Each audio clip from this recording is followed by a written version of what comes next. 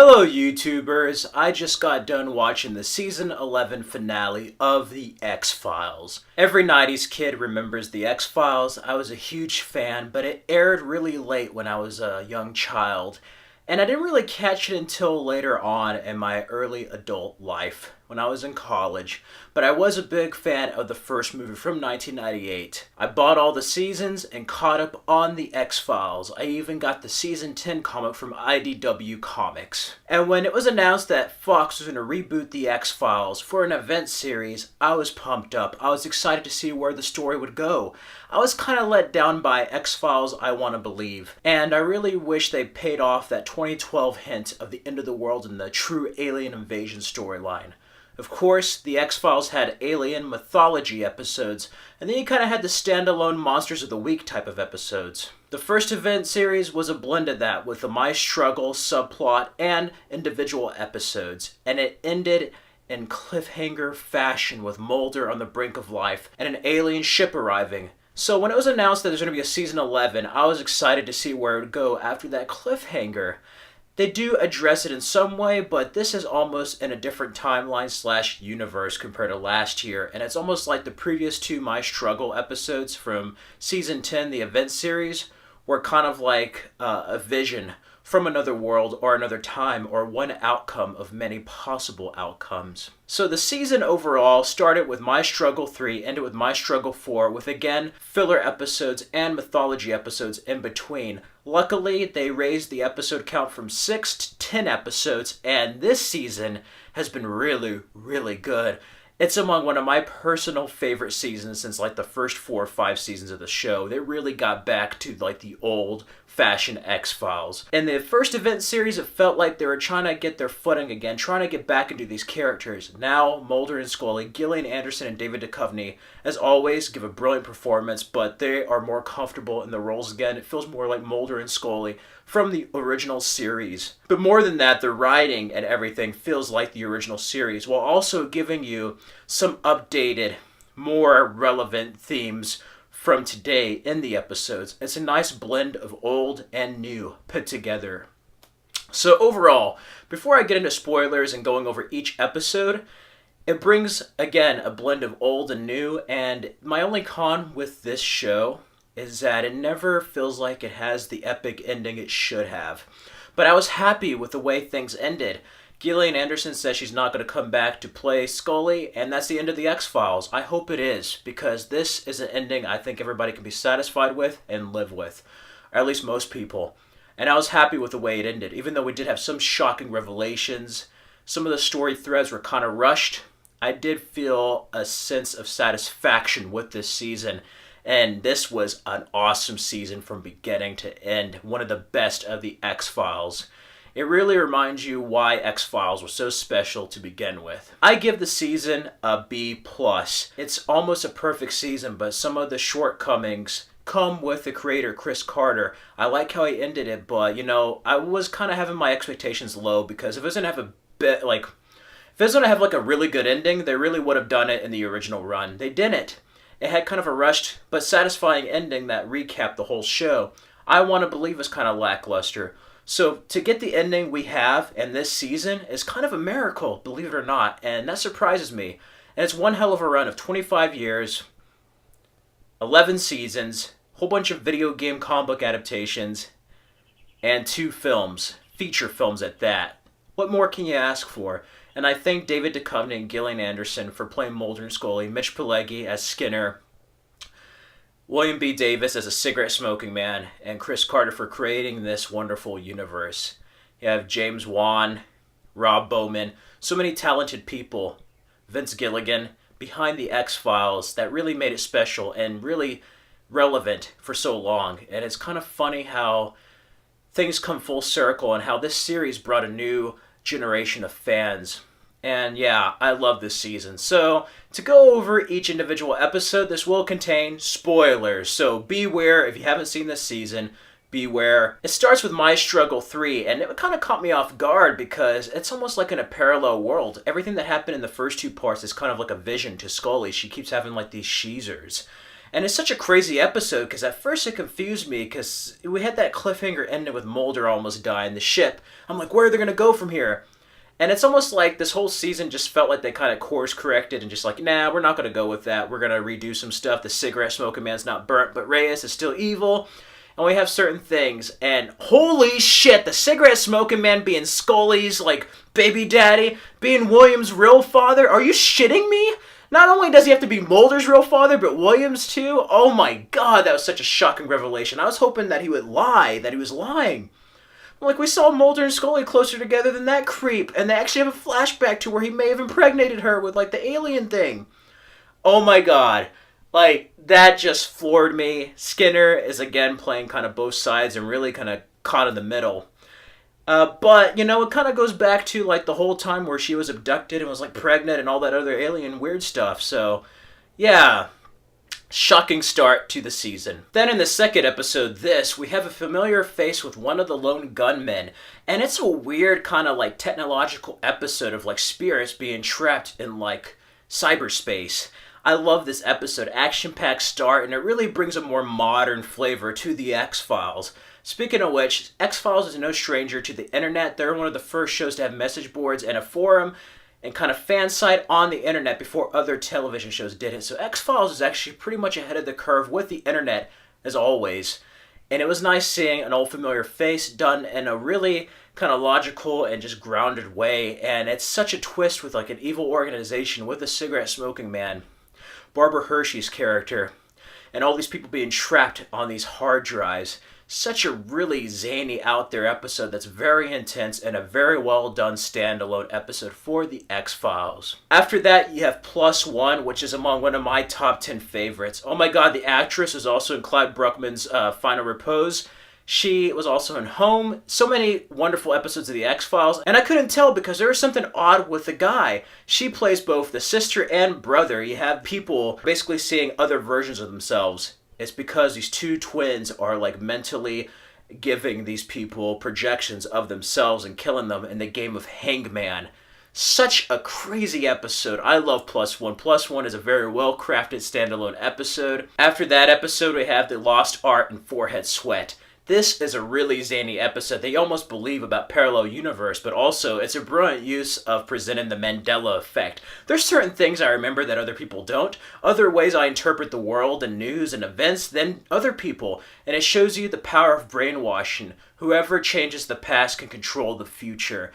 And wow, it is an amazing episode that really makes you question your own reality. I love how they had the actor there, the character that was believing that he was in a parallel universe, that people were changing the past. I love how they had him superimposed into older episodes of the series. That was a very fun episode. They also had a fan entry of the intro put at the beginning. Overall, it's a very fun, enjoyable episode of the show. Very, very well done. And it really makes you question your reality and also sets up that maybe this is a parallel universe different from My Struggle 1 and 2. After that is an episode called Ghoulie. Ghoulie involves these two teenage girls getting hurt, and it's this monster. It's not a monster. They introduce William, Mulder and Scully's kid, or should I say the cigarette smoking man and Scully's kid. They introduce William finally, and he has these abilities. He's almost like superhuman, like an X-Men. He has the ability to appear as different things to other people. Such a brilliant introduction to William, and then really brings Mulder and Scully to a choice of what happened when they gave up their kid, the life he led. And it's a really emotional, action-packed episode. There's certain moments where you're like, they're about to meet, and they kind of don't, and then they do. And that moment where William pretended to be another person in front of Scully was just brilliant. I love that, with Scully looking at the security camera, seeing that it was William. It was just so heartfelt and just touching episode. Suspense, heart, and a lot of action. Ghoulie was a really well done episode. After that's a really zany, crazy episode called Kitten, where basically Walter Skinner goes AWOL. We have Haley Joel Osment introduced.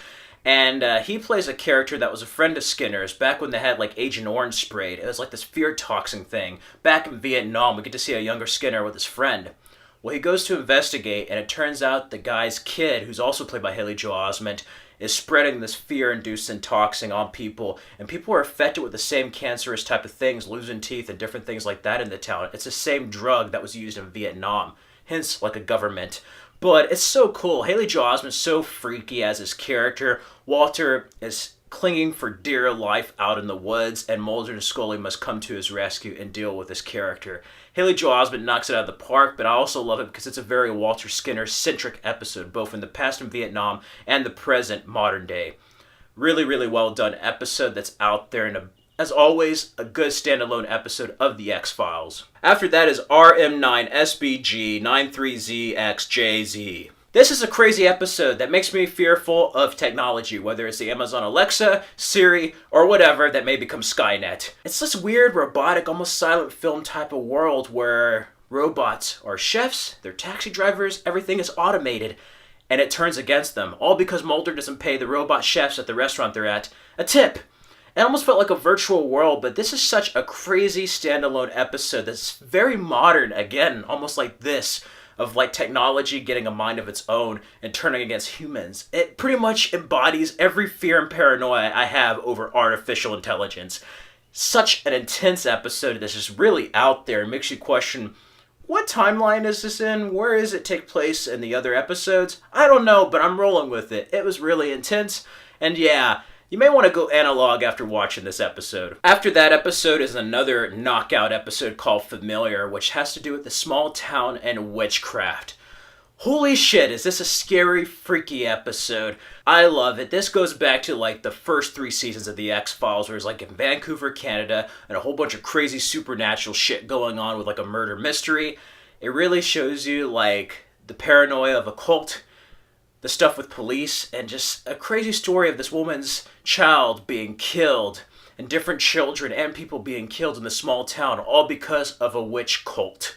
Such an amazing episode. That wolf effect is so scary. It is the best of the supernatural standalone episodes of The X-Files, and it really reminds you, wow, besides the alien mythology, X-Files has some pretty trippy supernatural type of episodes. Another one after that is Nothing Lasts Forever, which has to do with, in a way, vampires. This woman is hunting down these people who are organ donors and pretty much steal organs to feed off of. It's kind of like the I Want to Believe plot put in with vampirism, but I love it. She's trying to find her sister. Mulder and Scully are on this case, and they find these group of like vampires pretty much. They just feed on blood and organs. They're not like your cheesy vampires either. They're just immortals who look young but just feed on organs. Very spooky, very scary. There's some screwed up shit in this episode. Like, it's one of the more gory episodes, and X-Files just decided to go all dark again. And I love it. If there's one thing that makes this better than the last event series, is that some of the Monsters of the Week and standalone episodes are dark again, like the earlier seasons of the show. But I love that ending with Mulder and Scully at the church. I just love that church ending. Such a heartfelt ending. And you know, Plus One also had an ending like that with Mulder and Scully. This whole season has Mulder and Scully moments that just really make you ship them hard, and you're just like, wow, are they going to get together? Are they going to ruin it? I don't know. And that's where we go to my struggle for. My one con, it's very rushed, but I'm satisfied because my bar and expectations were like 0, especially from Chris Carter, who's a brilliant writer, brilliant creator of The X-Files. But he's kind of George Lucasing it, where he's doing too much and just basically stretching it out more than it needs to be stretched out. But I'm happy with this ending. I figured William would pretend to be Mulder when he got shot by the cigarette smoking man. It starts with that. And it's really an event of my struggle too, but in a different type of timeline. William had these visions, shared them with Scully. They're connected somehow. And what we saw in My Struggle 1 and 2 were just visions of a possible outcome. This is the other outcome, a much more happy outcome. Oh my god, Reyes getting shot, she deserved it, but damn, I really wish she was good and we had Daggett, I don't know. Skinner, he was lost anyway. He figured he needed to sacrifice himself for Mulder and Scully. He could be alive or he could be dead. He got hit with a car underneath. And then we have the cigarette smoking man. That bastard has 9 lives. Like, he better be fucking Lucifer at this point, because he took a missile to the fucking face. Like, he took a missile to the face. His skin burnt off. You saw his skeleton. He even took a missile to the face. There's no effing way he should be alive. Krychek should be alive at this point. But it's funny. He's back, and I really thought they killed Mulder. Like, I thought they shot him. I was like, no, they're not going to go there. I was kind of in denial. But what took me off guard is that it was so graphic. They actually showed his brains getting blown out. And I was just like, oh my god, no. Mulder comes out and just shoots the living shit out of the cigarette smoking man. I loved it. I love that ending. Such a fan. Just a fan moment there. I was yelling, I was screaming, I was just feeling a whole bunch of emotions. And that ending with Scully saying to Mulder that she's pregnant, that they're together, he is a father. He's like, if I'm not a father, then what am I? She's like, you are a father. They end together, and I think they're going to resign. This is it, because the boss Skinner was asking for their badges to resign. So that's it. That's it for the X-Files.